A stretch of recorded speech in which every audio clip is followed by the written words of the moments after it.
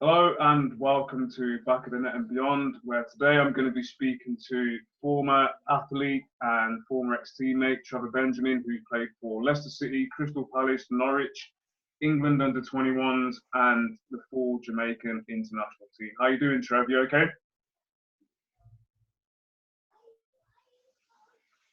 Yeah, I'm good, DT. I'm good, All good. mate. How How's are life you? treating you? How's life treating you at the moment?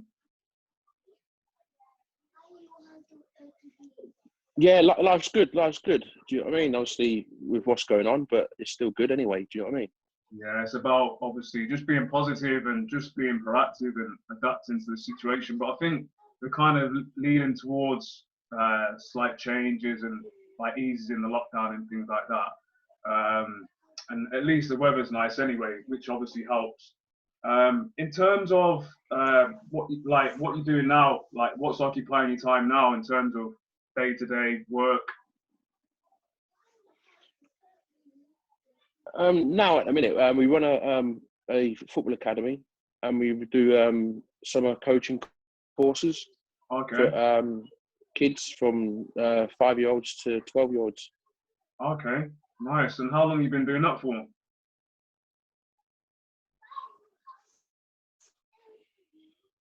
We've been going about 2 years now. Do you know what I mean? Me and hold on, Mhm.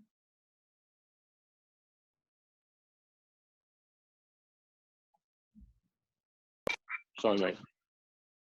It's all right. My kids are just ramping up the place. Do you know what I mean? Oh, no worries. Yeah, no, yeah, no, yeah. So I've been going about 2 years now, Mm. but as well as that, we run a maintenance company. Do you know what I mean? So a Oh, cleaning wow. maintenance company. So we've been going quite a while. Nice. So you're obviously quite busy then. Obviously, you've got two completely different companies in different sectors. So you must obviously have a lot of time occupied by doing those things. Oh, totally, mate. Totally. That's probably kind of what's kept me going, to be honest. Mm. You know, after the transition from Mm. one thing to another, it's like a difficult place to be. Do you know what I mean? Yeah, We touch on that 100%. anyway. So Yeah, I mean, for me, the message is, as I mentioned to you before, um, it's about making people aware that former athletes, sports people in general, they've got those transferable skills which are suited to other industries, and not many of them are aware of that. mm, And I think that hinders making the transition into another career. And again, as I mentioned before as well, like there's industry leaders and organisations and companies out there who probably just see sports people as just that. They're just sports people, and they don't realise that they can be a useful kind of integration into their companies. I mean, did you when it came to kind of you going about sorting these like starting these companies out? How did you find that process? Did you draw on experience from other people who have maybe done the same thing, or were you just kind of learning yeah, on the way? yeah. I think I drew it from. Yeah, I think you're right, mate. It was a lot of learning on the way because I didn't know how to run a business. I didn't know how to do the accounting side. I didn't know how to do a lot of stuff on that or behind the scenes. Mm, But when I was playing at Peterborough, we first started as a family-run business. Um, when I was at Peterborough, I had to go in and like clean like uh, apartments or clean a building. mm, What happened was one of the staff let us down because they was ill and what have you, which is fine, happens. mm, So we never had no one else to go in and do it. So I had to go in and do it myself. So I went training. mm. After training, I went straight to there and like started cleaning someone's desk. And someone was working at the time, and he was a Really? Peterborough fan. And he's Oh gone, "Oh, wow! Trev." He's like, look at me. He's like, "Is that you, Trevor Benjamin, like that?" I was like, "Yeah." He's like, "Yeah, I am." He's like, "You're Benjamin. You're my biggest fan, and you're cleaning my desk." Do you know what I mean? I said, "Look, you have to do what you have to do." Do you know what I mean? That's it. I mean, that's commendable because obviously it's a situation where that can go either way. You can look at that and think, well, this guy obviously sees me playing like week in, week out. He's just said I'm his biggest fan and I'm there cleaning his desk. And you could have gone the other way where you thought, this ain't for me. So how did it make you feel at the time? Obviously, because that's like a 1 in a million circumstance. That could have been anyone. You could have been just cleaning anyone's desk, and they may not have known who you are. You've gone and you cleaned someone's desk who obviously knows you. Exactly. Exactly. How did it make you Yeah, feel? no, exactly. And that's what I was fine. Do you know what I mean? I was happy with that.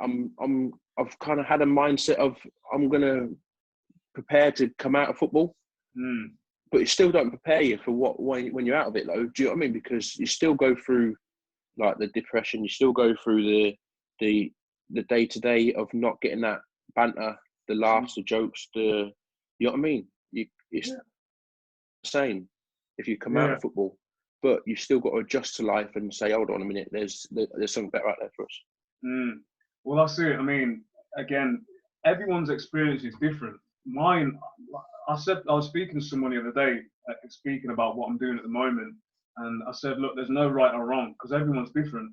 My transition was seamless. So for me, I can't say I've suffered from any form of depression or kind of anxiety, or I never really looked at it as kind of, well, I'm not playing football anymore. What am I going to do next? It was a case of, right, I probably know, probably 23, 24, maybe around the time when we were at Leicester together, and I was kind of thinking, look, if things don't go my way from a financial perspective, I'm probably going to have to work.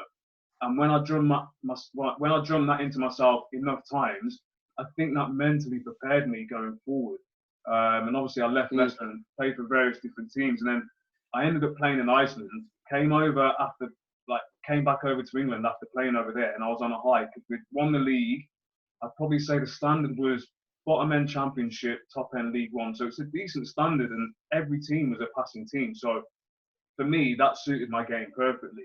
And then I was playing Europa League qualifiers as well. Yeah. And then I came back over here and I was thinking, surely I can get a club. And it just didn't happen. I was ringing around clubs. Obviously, I couldn't play in the league because the permutations didn't allow me to, but I could still play non-league, which again would have been a half decent level. And people just wanted me to go in on trial and stuff. And I just thought, you know what?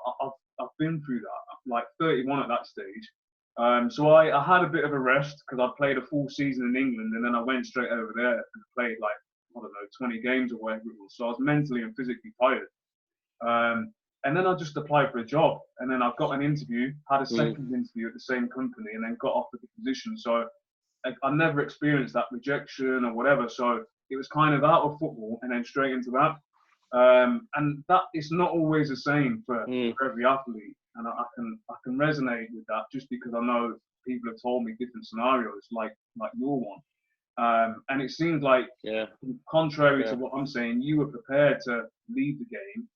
And whilst you were playing, you kind of made the steps into that transition period. So I'm assuming that kind of made things slightly easier for yourself.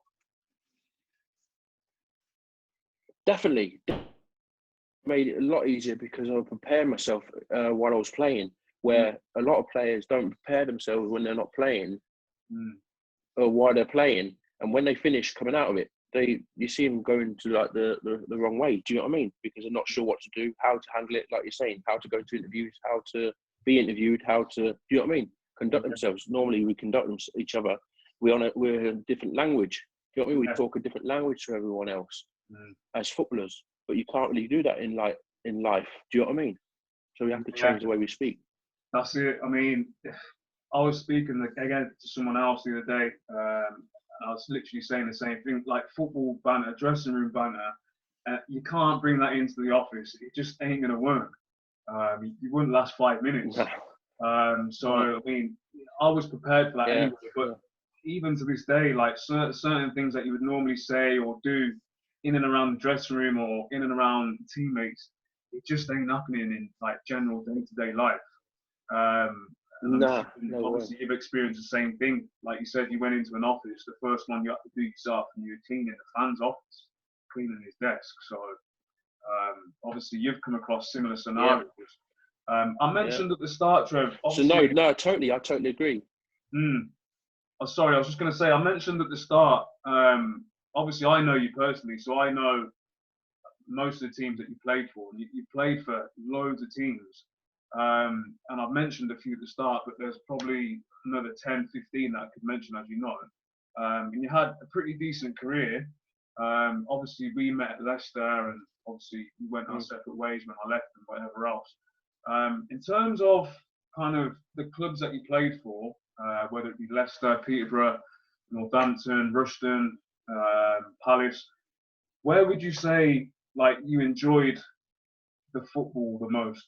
Where did you, aside from like how you were playing on the pitch and things, where would you say, look, I enjoyed it there most?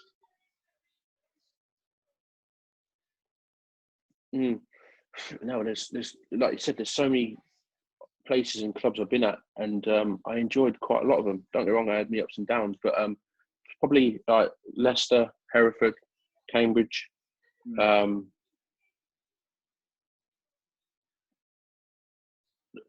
Brighton. Do you know what I mean? So them clubs there that we had it where you could see me really excel and do really well. Do you know what I mean? But again, there's a flip side to it as well. Do you know what I mean? There's you make decisions and you go to clubs and you have a bad time because you get promised things, and sometimes it's not just their fault, my fault as well. You get promised things and it's not kind of what it's saying, and you don't deliver neither. Do you know what I mean? So it's just probably the way life is, but it's a life skill as well. Do you know what I mean? It's taught me a lot. Massive.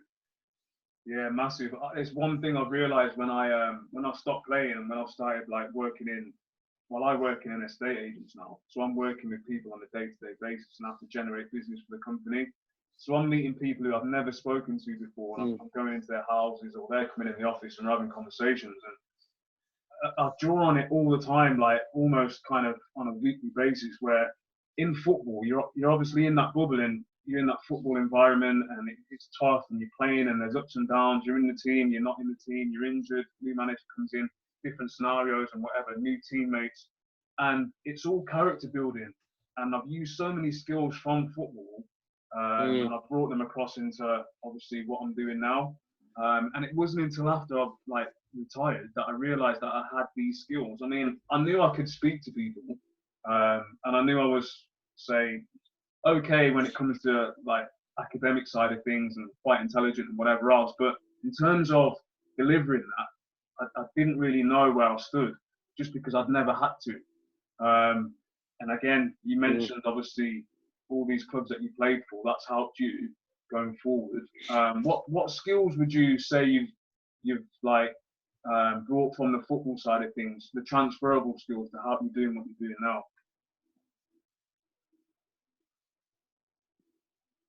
It took me a little while to like come out of the transition, how to like speak properly or to talk in a better way. Do you know what I mean? Or a different way. I think the skills what it took me is obviously communication. That's massive. You see different shapes, different bodies, different mindsets, different way to speak to people and what have you. So different people being around different change rooms. So it's like body language to me is massive. Do you know what I mean? Communication, massive. Being able to have conversations. Do you know what I mean? So I think that's like changed a lot. Where when I first went into the game, I couldn't really like speak that well. Do you know what I mean? To later on going from club to club, meeting different people, having different conversations, listening to older players who are around me and how they spoke and what they said. And you mentioned a few clubs there where you said you enjoyed the most, kind of you had your best time at. Was that because, or was it part of the reason because you were playing well on the pitch as well? Obviously, I know, when you're playing well on the pitch, normally you're enjoying yourself at the club, but I do know sometimes that's not the case. So when you say you enjoyed, when you mentioned those clubs and you said, look, I enjoyed my time most at these clubs, was it because you were playing well on the pitch, or was it because you had things that were going on off the pitch that were working well for you? Yeah, I think I think you're right. It's like a lot, well, a bit of both, to be honest. When you're playing well on the pitch, then off the pitch is easy. Do you know what I mean? And because then you're doing well, you're not worried or upset or going home and taking their football home. Do you know what I mean? Everything's wrong, but when it's done, everything comes against you. Do you know what I mean? So I think it's a good and bad times, and trying to come out of your bad time. But when you're in your good time, try and stay in as long as you can. That's it, yeah. It's a tough one, and I always say you need a thick skin in sport. I mean, I always draw on football just because obviously that's what I played. And there's so many highs and lows, and things can change in a split second. I mean, when you joined Leicester, I think I was injured at the time. I'd torn my thigh. And then obviously I was out for 9 months. So for me, my body type and how I play and the position I played in, whenever I came back from injury, especially a long-term one, which I didn't have many of, it always took me a while to get back into the swing of things. So you probably didn't see the best of me when I was at Leicester, but prior to that, we had Martin O'Neill, who, for me, like he obviously made my debut. So that was massive, and that I was flying then. So that just goes to show how things can change. I mean, he left, no one was expecting him to leave. Well, I certainly wasn't anyway. And then things just changed for me then. New manager came in, I think it was Peter Taylor, and then after that, Mickey Adams. And then it was just a whole lot of change, and just the whole scenario for me just didn't work out. And again, that's timing, luck, just didn't fit in. Or again, I wasn't really playing well, so I can't really complain from that perspective. But I wasn't really given a chance. Obviously, at Leicester, when you came in, we had made quite a lot of signings. So how did it feel for you when you came in? Because I think at that time it was you that came in, Adi Akinbaye, I think Creswell came in, a few other players. So you had competition for your place. And how did you feel? Because obviously you were still young at that stage. I think you were like 20, 21. That's right. I was only 20, 21. At first year, I can like break in, but slowly but surely, because I know the big players what he's brought in, or because we had Paul Dickoff as well. We had big players who we brought in, so I weren't expecting to start straight away, which is fair enough. But I weren't going to be happy just sitting on the bench neither. Do you know what I mean? Because I'm that type of player. I love to play football. That's why I've gone. That's why I've gone to so many clubs, because people go, "Oh, Trev, why you travelled so much? You got more clubs than Tiger Woods." It doesn't matter. I love playing football, so it didn't matter where I was and what have you. As you can see, I love playing football. Simple as, you know what I mean? So, so it was good, challenging, but as well as I had a lot of people to learn off. Yeah, we had a good bunch of players at Leicester, and I do remember you obviously going on loan and stuff, and I think you did the right thing. Obviously, you were still young. You had, like I said, a lot of competition. You weren't really in the team. You're on the fringes, and again, you were obviously aware of the scenario and the reasons why. So to go on loan, I think that was a good step, just because you could have easily stayed at Leicester, not playing, maybe playing once in every 5 games and having to play reserve games. Obviously, you signed from Cambridge. So at Cambridge, you were playing week in, week out. And I even remember before you signed, you banging in goals for fun. So to come from that high, where you probably first name on a team sheet, then sign for a big club, as in Leicester, and then maybe not be playing, that can't be easy to take. So obviously, again, that's part of character, resilience, things that you need in football, in life in general, to be able to cope with that. It must have been tough. Obviously, when you're at Leicester as well, you got into the England under 21 setup. So how did that feel when you obviously got called up for the first time? It's amazing. It was part of my plan or dream what I was having. Do you know what I mean? To my country, up there, or getting into the football and banging 20, 30 goals all season. Do you know what I mean? And that's like season after season. But I did believe I'll get somewhere there and about. Do you know what I mean? And the 21s was probably the best I got, which was fine. I was happy with that. Do you know what I mean? So so I was over the moon, mate. It was like a dream come true, to be honest. Yeah. And then in terms of the squad, so who were you playing with in the 21s at that stage? We had Gerrard, Lampard, Ferdinand, Defoe, Boothroyd. We had Joe Cole. We had we had a good team, mate. We had a good team. Most of them went and played for the first team. Yeah, that's it. I mean, ridiculous squad. I mean, you've named a handful of players there, and obviously they've gone on to have, amazing careers. That most of them are household names. So obviously to be called up and obviously have a chance to play with those players and obviously represent your country obviously showed that you were doing something right at Leicester. I know you was anyway because I was there, but for the average layman or someone who may not be familiar with obviously your career, sometimes people assume that if you're not a household name or if you're not well known or if you haven't played in the Premier League, you're probably not a good player. And as you know, that's not the case. I've met loads of players. I've played with players in like the lower leagues in England, and some of them are ridiculous. We all know the Jamie Vardy story. Oh, He was obviously Fleetwood and other teams, and now he's playing in the Premier League, and obviously he's representing the country. So we all know that it can happen, and it's not like it was 30, 40 years ago where non-league players they've only played non-league, and that's how they've been brought up. It's not like that. A lot of them are filtered down from Premier League, Championship, and the lower leagues now. It's a tough competitive league.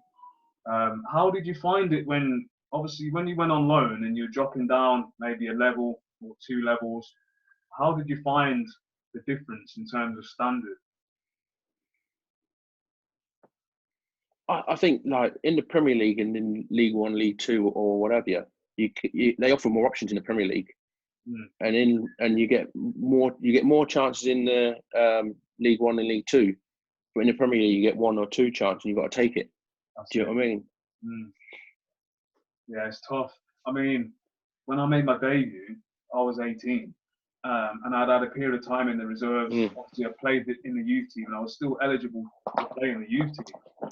And I was flying at the time. Made my debut against Newcastle at home in the old Filbert Street. And when I came on, I just thought, because I was fast, and when I came on, I just thought, this is a different level because everyone just seemed fast. Even players where you thought weren't fast, having watched them on TV and stuff. I'm playing against them, and I'm like, everyone's just rapid. I actually felt quite slow. It just didn't feel right. And that, sometimes you can't capture that on TV. Like, you don't realise how good or fast some of these players are.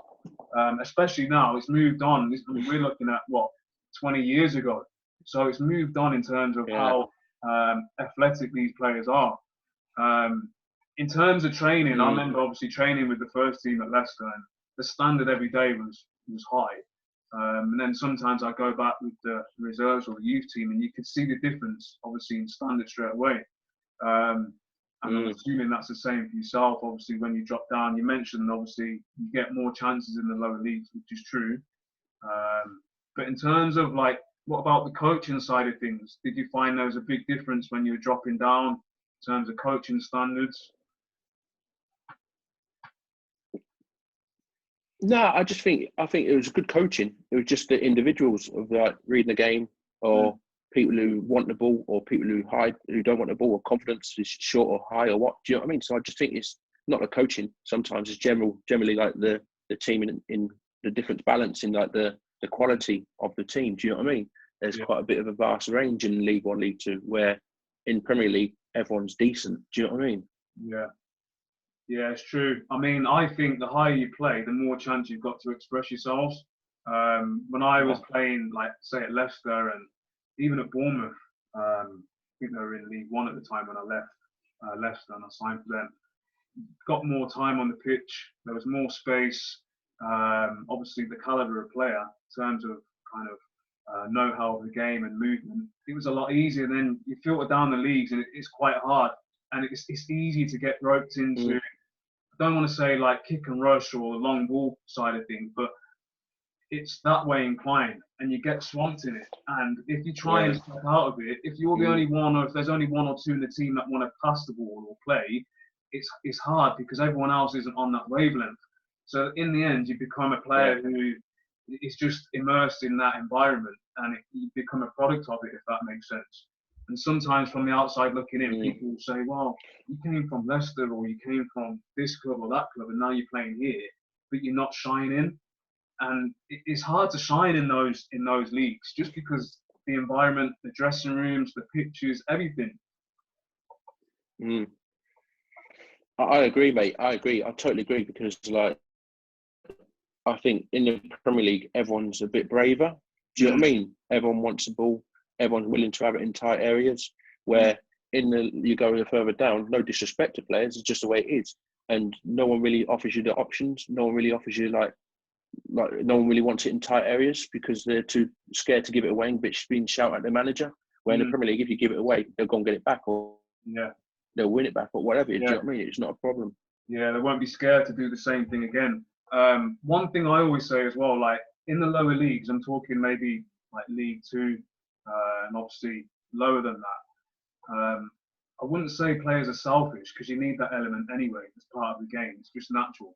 But I always think because everyone's competing to get to the higher echelons of football, so they want to play in the Championship, Premier League, or whatever it may be, they become a lot more, I'd probably say, maybe less productive on the pitch. And I'll give you a scenario. Say in the Premier League, you're winning 1-0 or you're losing 1-0 and you're one-on-one with the keeper and you've got an option to maybe square it to someone else to score. In the lower leagues, you'll probably take that and do it yourself or want to do it yourself to get on the score sheet, to then maybe promote yourself to try and get a move elsewhere. It's one of those, I've seen it a lot, and sometimes I'd be in that scenario as well where I'd want the ball so I could take the fullback on and get a cross in or do whatever. And although that was part of my game, maybe if I was playing at a higher level, I'd be more reluctant to maybe get it and pass it or whatever. Or maybe it just depends. I always think that because it's like a crab in a barrel situation almost in the lower leagues where everyone's trying to get out and go to the higher echelons of that sport, it's always difficult because it's like everyone's competing against each other, even though you're in the same team and they're teammates. Whereas when you go to say Championship or maybe Premier League, you've more or less made it in inverted commas. So you're more relaxed in terms of your ability and how you play on the pitch. Do you understand what I mean? Yeah, no, I totally agree with you. And it's just, I think everyone's just confident further up you go up, the more confident you get. I'm not saying you're not confident down there because you've got to be confident to get to up there. Do you know what I mean? But I just think up there in League, Championship, and Premier League, you just got to be confident in what they do and what they believe in. Do you know what I mean? Yeah, that's 100% agree. And then, so in terms of playing for Jamaica, so obviously now you played for the 21s, and then what was it like playing for Jamaica? What was the thought process behind that?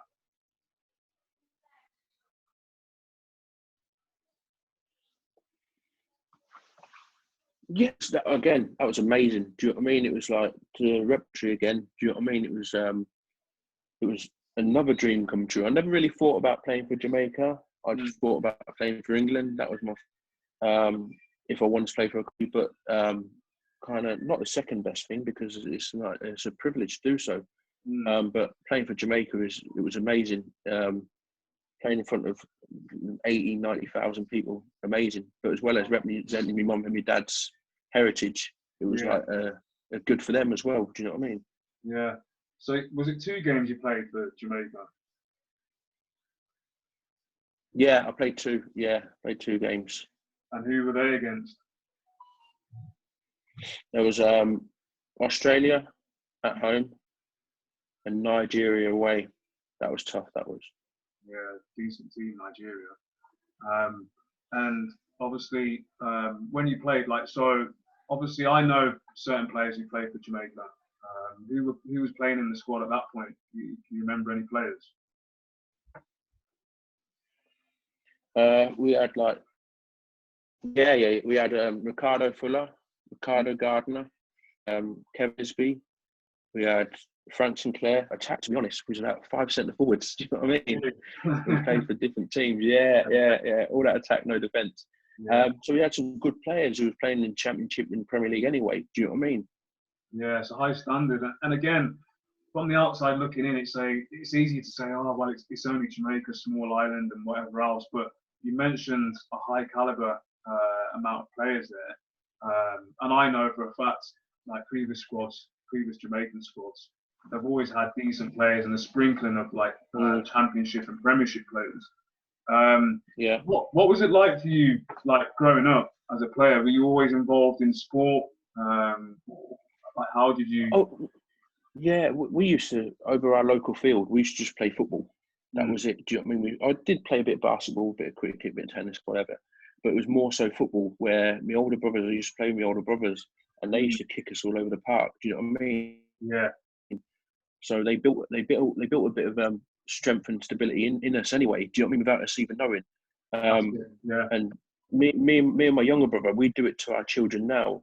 We play games, but really you build stuff into them. Do you know Mm, what I mean? So when they get older, they've already got it installed in them. Do you know what I mean? So we do that now, and we kind of ring each other and have conversations on what we do, and it works.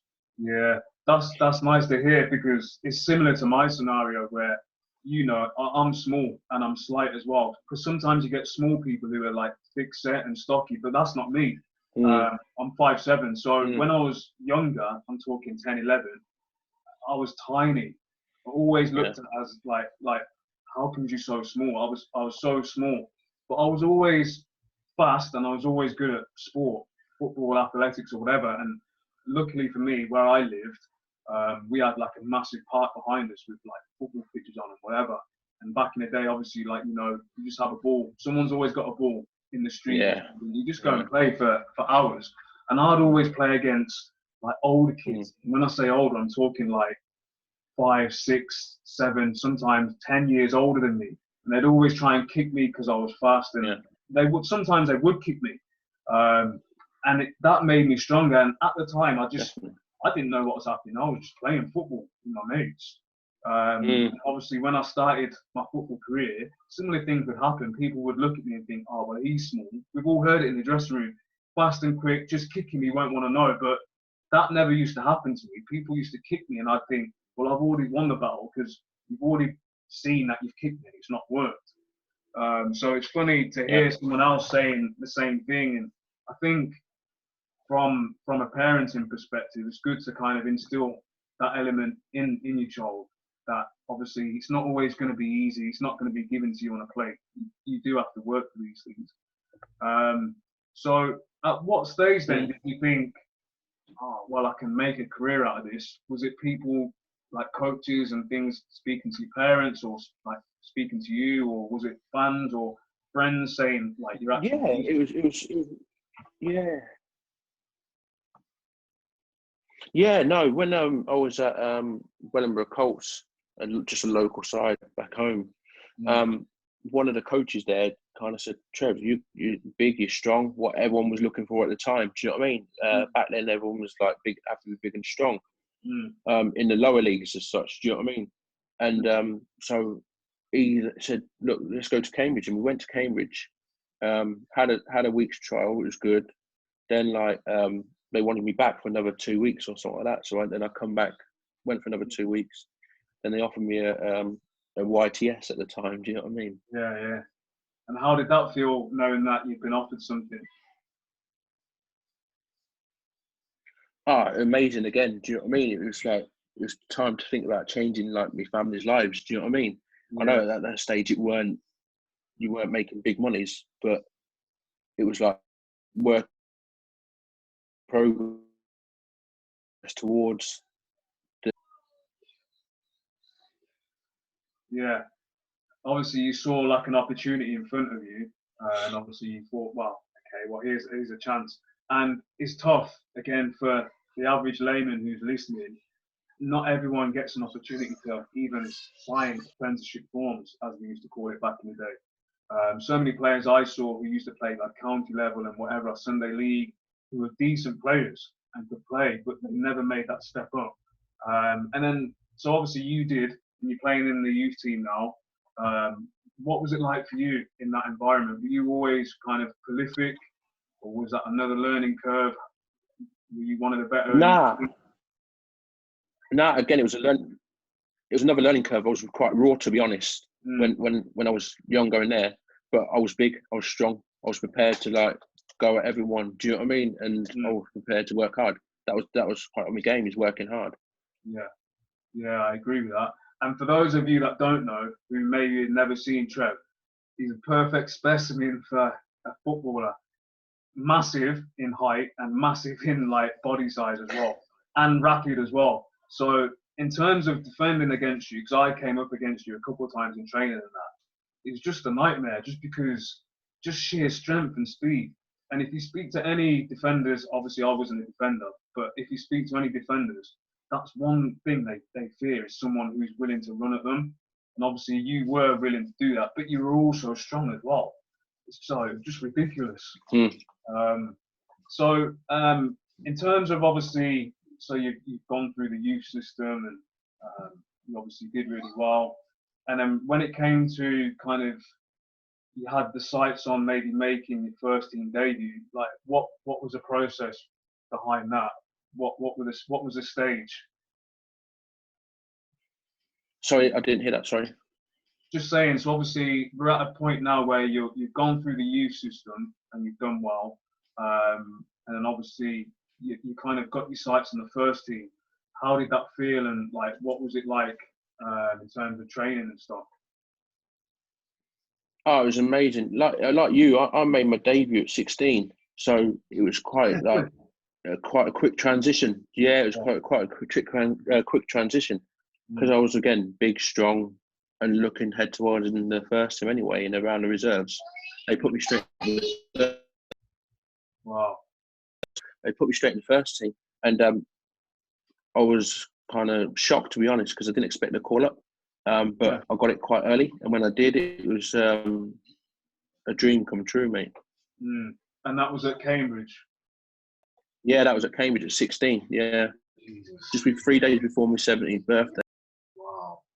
That's amazing, to be honest, because I mean, 16, if you look at any 16-year-olds nowadays, you probably think, you're still a kid, and essentially you were.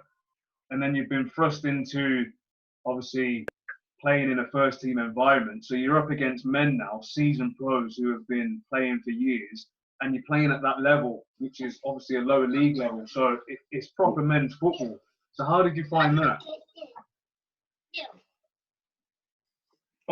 I found it quite good, quite challenging, because I was quite young, raw, fearless. Do you know what I mean? At the time, people probably call me busy at the time, but at the time, I wanted to impress the manager. Of course.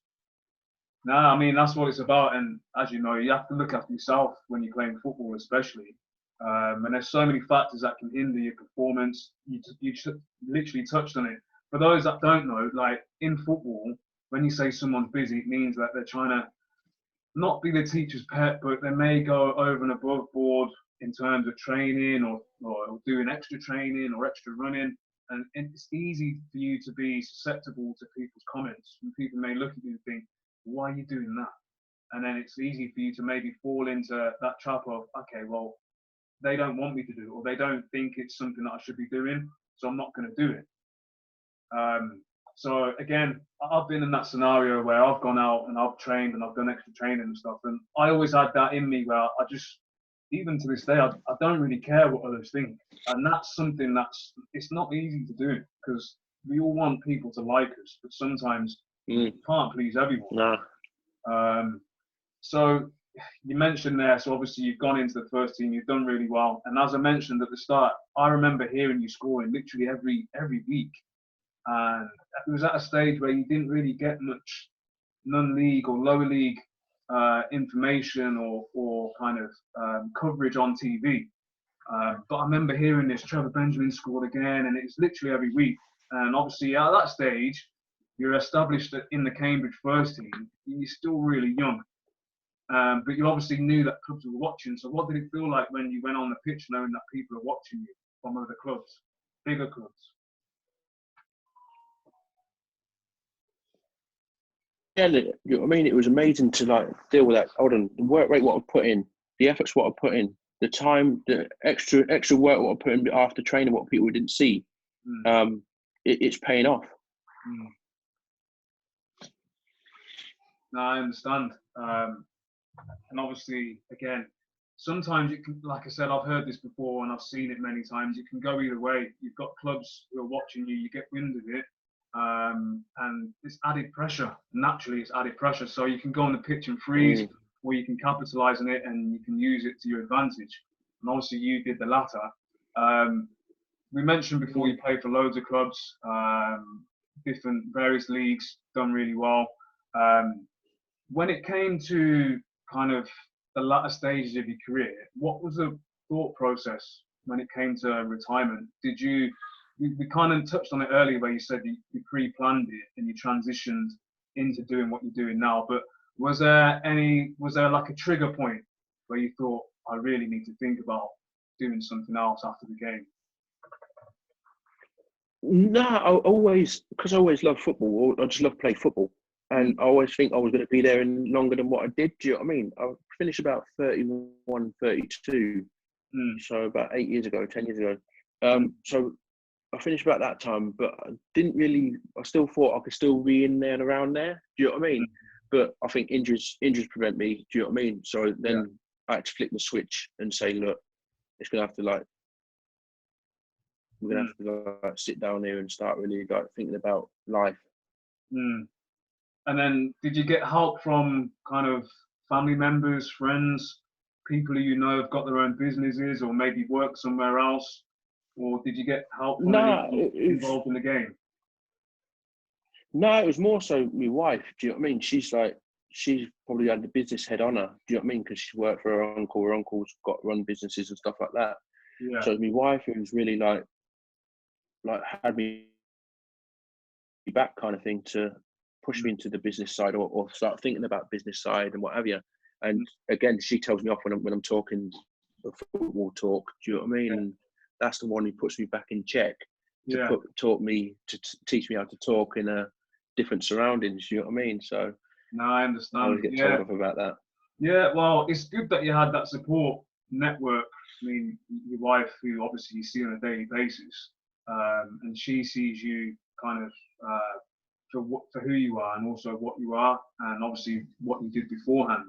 And not everyone has that support in terms of family network or people around them. Do you think more can be done for athletes in terms of like maybe within the game transitioning out? Because when I was playing, whenever anyone spoke about retirement, it was always seen as a negative. And that may be because the way the person asked the question, or because someone's talking about it because they've got a long-term injury and they've been told they probably can't play again. But sometimes if people approach it differently, whether it be inside of football or outside, if they approach it differently and maybe say, look, how do you see yourself helping people once you've finished playing, rather than, oh, what are you going to do once you finish playing? Do you think that would help? Oh, totally, mate. There's so much more can be done. There's so much more they could be preparing beforehand in preparation for the end goal. Is that when you do retire, I've got something to work back into or fall back into or look forward to or what have you. Where at the minute, I don't know if they do it now or not or what have you, but at the minute, there's not really no one out there who's, apart from yourself now, what you're doing now, and it's fantastic. Is like saying, hold on a minute, I'm looking out for other people here to say, what you're doing, let's create something. See if we can create something. What can we do? You've got more skills than what you really think and what you believe. Do you know what I mean? And what you know. That's it. And it's just bringing them skills out of individuals to like say, hold on a minute, I've got something in here what I can really do and work with and produce. That's it. I mean, for me, I haven't got the answers. I know there's things that can be done in terms of finances and stuff. I don't know how to implement that because that's not my field. But in terms of like, when I speak to people, I always say you need to do what's right for you. So when I'm speaking to people like yourself and other athletes, I'm not here saying this is how I did it and that's the be all and end all. It's about speaking to people and understanding how they went about it. And my main goal for speaking to people like yourself is to make athletes, whether they be past or current athletes, and other people outside of sport, aware that athletes do have transferable skills. So I don't think it doesn't get enough recognition. I don't know whose fault that is. Again, when I was growing up and I was coming into the youth team setup and we used to have to go to college, but because I was at a level where I was kind of one of the better ones, I was told not to go. And for me, I just did what the coaches said. And I always wanted to concentrate on football rather than study and play. That's just me. When I finished training, I wanted to either go in the gym, do some weights, and then go home and rest for the next day. I didn't want to go home and study and whatever else. And that's just me, just because I didn't want to detract away from playing football. But that might not be right for someone else. I know players who I've played with, or players who are still playing now, or who in the past have gone to college or had a study course at home, what they obviously did whilst at home, whilst still playing the game. So it all depends. But I do think that organisations out there, whether it be kind of in football, organisations who've obviously been in football for many years, could implement different strategies to get into players' mindset and make them aware that, yeah, we all know the game's not long, the career in sport, in football especially, is not long. We've all heard that many times, but how are you going to integrate that? Aside from saying, oh, the game's not long, maybe think about another career, maybe approach it in a different way. And again, there's ways to go about that, whether that be holding, I don't know, classes at football clubs or whatever it may be, conversations with players. Again, it's another thing which is kind of running parallel to this is when you sign for a club, before you sign, we all have a physical medical. And obviously the medical, depending on where you're signing, how much money they've got in terms of obviously where they are in the echelons of football, depends on how stringent your medical is. And for those that don't know, a medical is a physical examination of your body to make sure that you're fit and proper to play the game. But no one, from what I know, unless it's been implemented over the last couple of years, no one really has the infrastructure to have a medical test which tests the mind, so a psychological test. And I think within the next 10 years, maybe sooner, it's going to be just as important, if not more important, than the physical test.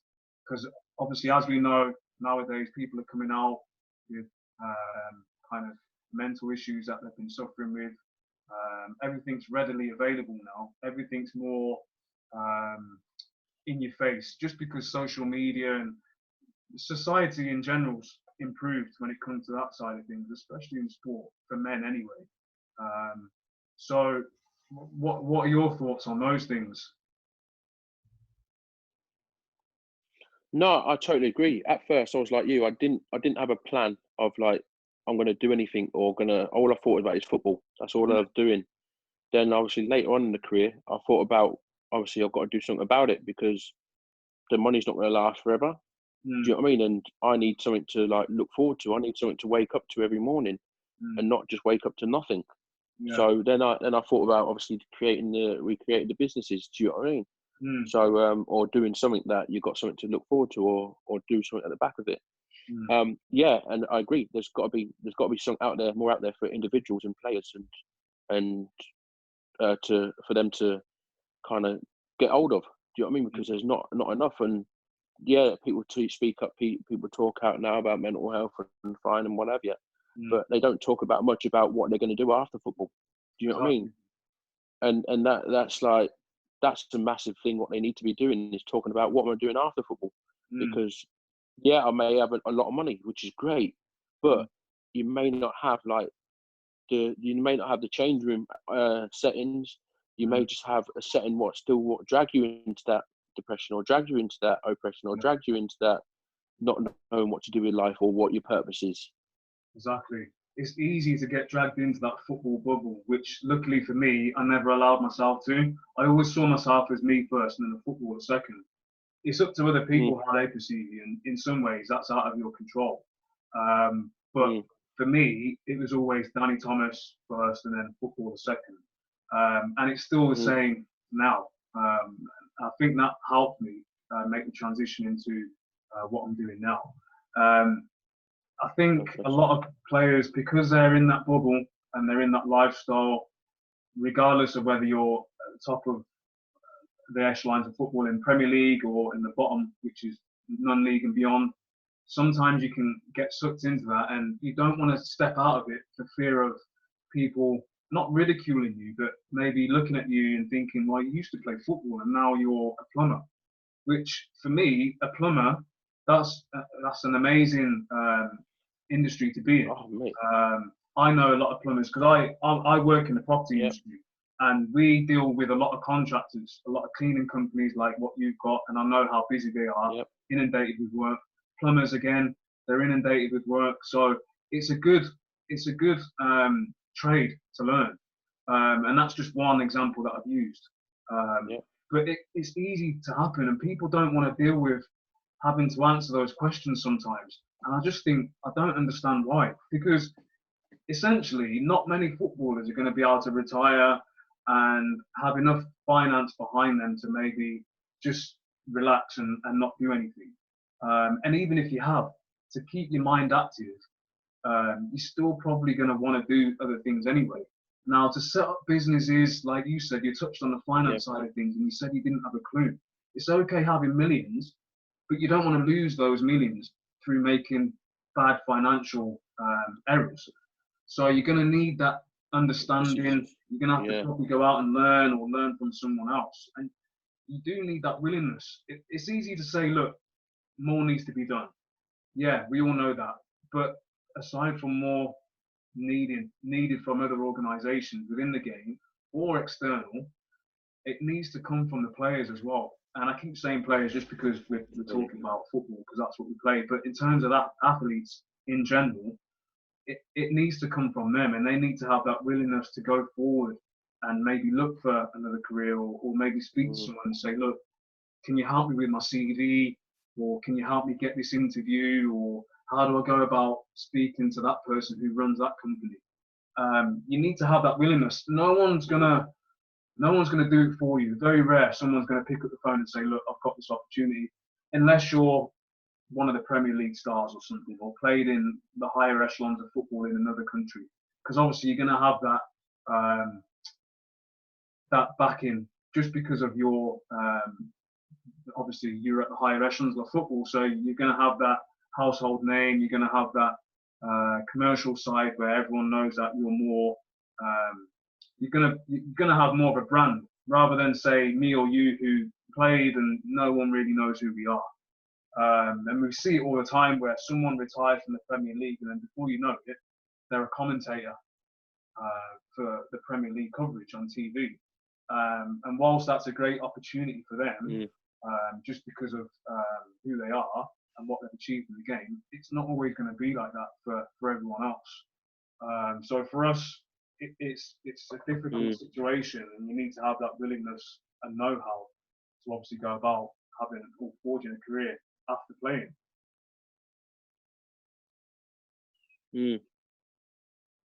It's a tough one, and again, I'd love to have the answers, and hopefully going forward, it's something that we probably won't be talking about as much. But again, for me, it's just making former athletes, current athletes, organisations aware that we do have these transferable skills. In terms of, obviously, you mentioned that you've got a cleaning company now, and you've got like a coaching academy. Let people know where we can find you.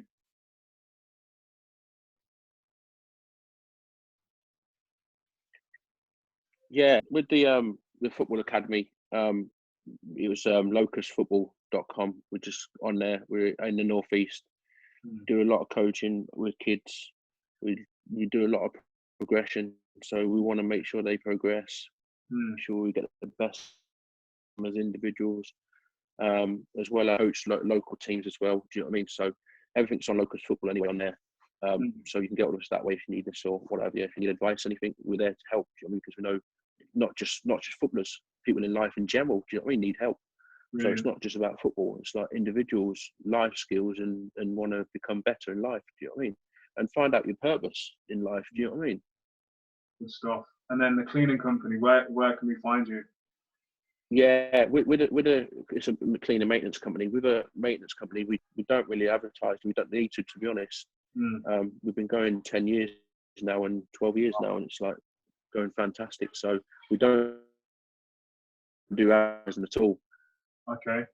Because we've got a good kind of name and backing about ourselves. Brilliant. That's good stuff, Trev. I mean, once again, thanks for joining me today. Thanks for your time. And all I can say is obviously good luck going forward. spread the word. I'm going to keep obviously doing this as often as I can, just to get the message out there. Good luck with everything that you're doing going forward, and obviously just try and keep in touch. Definitely, DT, mate. I appreciate the call, mate. Thanks, mate, for your time. No problem. All the best, mate. See you soon. All right, top man. Bye, bye, bye.